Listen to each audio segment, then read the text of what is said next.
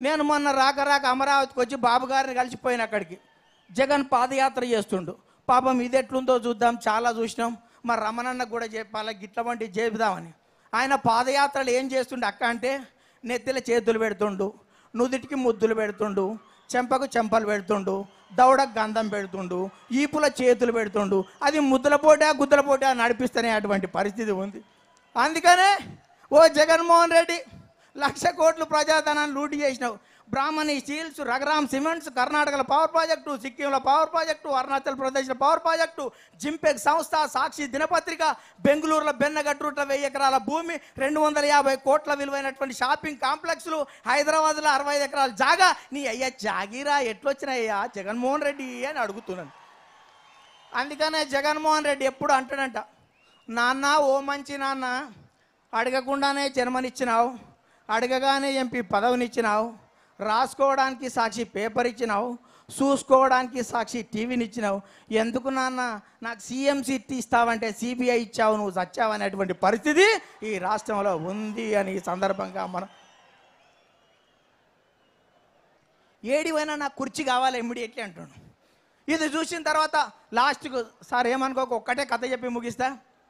ఈ మధ్య తిరుపతిలో వెంకటేశ్వర స్వామి, అల్వేలు మంగమ్మ ఇద్దరు కూర్చొని మాట్లాడుకున్నారంట. వెంకటేశ్వర స్వామి అన్నాడంట మంగమ్మతోటి, మంగమ్మ మనం జరం గుడి కట్టిస్తుండ్రు, గోపురాలు పెడుతుండ్రు, మనకు పూజలు చేస్తుండ్రు, వాళ్ళ కోసం ఏమన్నా చేద్దాం మంగమ్మ అన్నాడంట. దాంతో ఏంది స్వామి నువ్వేం చెప్తే గదే కదా అనేసి చెప్తే, అప్పటి నుంచి ఏం లేదు మంగమ్మ, ఎవ్వరు వచ్చినా కానీ గర్భగుళ్ళకి రాగానే మనం లేచి నిలబడదాం అన్నాడంట. అప్పటి నుంచి ఎవ్వరు వచ్చినా కానీ ఇద్దరు లేచి నిలబడుతున్నాడు. ఈ మధ్య పోక జగన్మోహన్ రెడ్డి పోయిందంట. మంగమ్మ లేచింది, వెంకటేశ్వర స్వామి కూర్చున్నాడంట. ఈ మంగమ్మ అంటదంట, స్వామి లేవరాదు, జగన్మోహన్ రెడ్డి వచ్చినాడు, నీకు తెలియదే కూసోవే అన్నట్టు స్వామి సైగ చేస్తున్నాడంట. నువ్వు చెప్పనన్నా చెప్పు, లేవనన్నా లే అని ఆమెనంట. నువ్వు కూసో అన్నట్టు స్వామి అంటున్నాడంట. 2 నిమిషాలు జగన్ చూసి బయటికి పోయిన తర్వాత ఆ మంగమ్మ అడిగిందంటే, ఎందుకు స్వామి ఆయన రాగానే కూర్చున్నామంటే, నీకు తెలియదే వాని సంగతి, కుర్చీ లేక తిరుగుతుండు, మనం లేస్తాడు ఇంట్లో కూర్చుంటాడు అనేటువంటి పరిస్థితి రాష్ట్రంలో. ఆ తర్వాత కొద్దిగా దూరం జగన్మోహన్ రెడ్డి పోయిన తర్వాత మళ్ళా డౌట్ వచ్చిందంట స్వామికి. గర్భగుళ్ళకి వెళ్ళి వచ్చేసి మళ్ళా తొంగి చూస్తున్నాడంట. ఏమైంది స్వామి మళ్ళా తొంగి చూస్తున్నామంటే, వాని సంగతి తెలియదే, పోయేటప్పుడు ఉండి సంకలు పెట్టుకొని పోతుండో ఏమో వాడు. ఇటువంటి వ్యక్తులు రాజకీయాలలో, అందుకనే ఏ పార్టీకి ఒకటే ప్రెసిడెంట్ ఉంటాడు. ఆయన ప్రెసిడెంట్, తల్లి ఏమో గౌరవాధ్యక్షురాలు, చెల్లి వాకింగ్ ప్రెసిడెంట్, భార్య వెయిటింగ్ ప్రెసిడెంట్. జగన్ జైలు యాత్ర, భారతి బెయిల్ యాత్ర, తల్లి ఢిల్లీ యాత్ర, చెల్లి పాదయాత్ర, అనిల్ మత ప్రచార యాత్ర, టీఆర్ఎస్ మన వైకాపా నేతలందరికీ తీర్థయాత్రలు తప్పని ఈ సందర్భంగా మనవి చేస్తూ, పూజ్యులు, గౌరవనీయులు, విజ్ఞులు, విజ్ఞానవేత్తలు, దేశభక్తులు, పురప్రముఖులు, గ్రామ పెద్దలు, యువకులు, మర్యాదస్తులు, శాంతిమూర్తులు, సకల కులా కోవిదులందరికీ మీకు కూడా పాదాభివందనాలు చేద్దాం. ఈ గుడ్డతో గొంతులు కోస్తున్నాడు, మాటలతో మభ్యపెట్టే ఓ కల్వకుంట్ల చంద్రశేఖరరావు గారు 4 సంవత్సరాల అధికారంలో వచ్చి ఇవాళ ఉద్యమ సమయంలో కానీ, ముఖ్యమంత్రి హోదాలో కానీ, ఎన్నికల సమయంలో ఇచ్చినటువంటి హామీలను ఎందుకు అమలు చేయడం లేదని చాలా సూటిగా అడుగుతున్నా. ఎన్నికల ముందు చెప్పిండు, బంగారు తెలంగాణ చేస్తా, వజ్రాల తెలంగాణ చేస్తా, కరీంనగర్ న్యూయార్క్ చేస్తా, వరంగల్ లండన్ చేస్తా, ఓల్డ్ సిటీ ఇస్తాంబుల్ చేస్తా, యాదగిరిగుట్టను వాటికన్ చేస్తా, హైదరాబాద్ డల్లాసన్ చేస్తానన్న ముఖ్యమంత్రి మాటలు నమ్మి 17,000 కోట్ల మిగులు బడ్జెట్తో దేశంలో దొండో ధనిక రాష్ట్రానికి కేసీఆర్ చేతులు పెడితే 4 సంవత్సరాల్లో 6,70,341.83 కోట్ల బడ్జెట్ ప్రవేశపెట్టి 2 లక్షల కోట్ల అప్పులు చేసి ఏ ఒక్క హామీని కూడా అమలు చేయలేదు. ఏ ఒక్క హామీని అమలు చేయకున్నా మొన్న జరిగిన టీఆర్ఎస్ మీటింగ్లో 100కు 100% హామీలు అమలు చేసినట్టు చెప్పింది.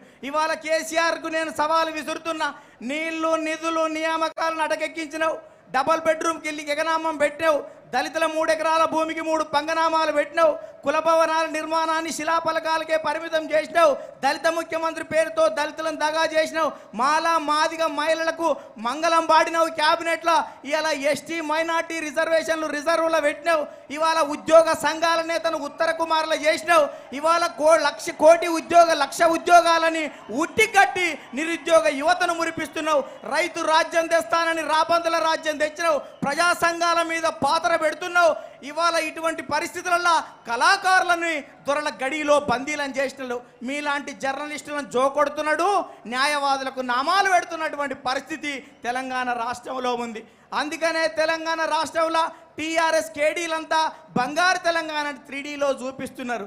అందుకనే కేసీఆర్ పాలన టీవీలలో పేపర్లలో చూస్తే కడుపు నిండినట్టు ఉంటుంది, బయటకు వచ్చి చూస్తేనే కడుపు మండినట్టు ఉంటుంది అని ఈ సందర్భంగా మీకు విజ్ఞప్తి చేస్తున్నా.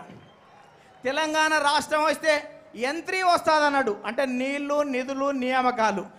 ఇంతకుముందే రేవూరన్న చెప్పిండు నీళ్ళ గురించి, అంతకుముందు చెప్పిండు తెలంగాణ రాష్ట్రం వస్తే ఇవాళ 1 కోటి ఎకరాలకు నీళ్ళు ఇస్తానన్నాడు. గలగల పారే గోదావరిన చూస్తే నాకు కడుపు తరకపోతుంది, కాలడ్డం పెడితే తెలంగాణ సస్యశ్యామలం అన్నాడు. ఇవాళ కాలడ్డం పెడితే కమిషన్లు రావని మోటార్లు అడ్డం పెట్టి పారబెడతా అనేటువంటి పరిస్థితి ఉంది. ఇవాళ కల్వకుంట్ల చంద్రశేఖరరావు గారు 4 సంవత్సరాలుగా ప్రాజెక్టులతోటి సర్కస్ ఫీట్లు చేస్తున్నావు. ఇవాళ చెరువుల పూడిక తీత అంటున్నావు. 1 ఎకరానికి కూడా తెలంగాణలో అదనంగా నీళ్ళు ఇవ్వలే.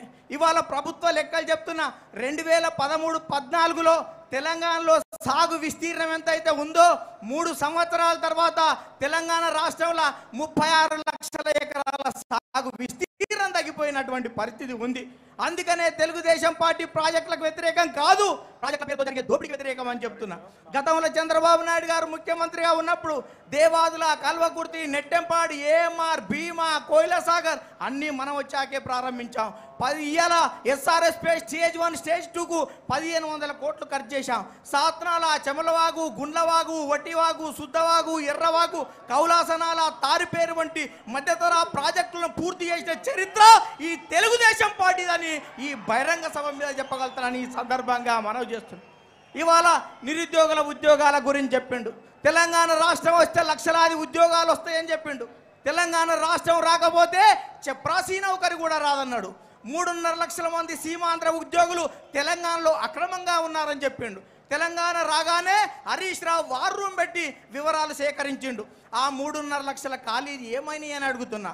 హరీష్ రావు ఏర్పాటు చేసినటువంటి వార్ రూమ్ వివరాలు ఏమైనాయి అని అడుగుతున్నా.